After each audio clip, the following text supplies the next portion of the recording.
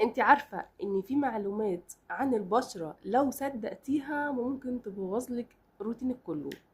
يلا بينا نفصل الحقيقة من الخرافة. الخرافة الأولى وهي الغسول الزيتي بيزود الحبوب. الحقيقة بالعكس، لو الغسول مناسب لبشرتك واتشطف كويس هو بيشيل الميك اب والدهون من غير ما يسد المسام. الخرافة التانية النياسيناميد بيفتح البشرة درجتين. الحقيقة هو بيساعد يقلل التصبغات ويوازن الزيوت بس مش هيغير لونك الطبيعي. الخرافة التالتة وهي ان واقي الشمس مش ضروري في الشتاء. الحقيقة ان الاشعة فوق البنفسجية موجودة طول السنة، ودي السبب الرئيسي في التجاعيد المبكرة.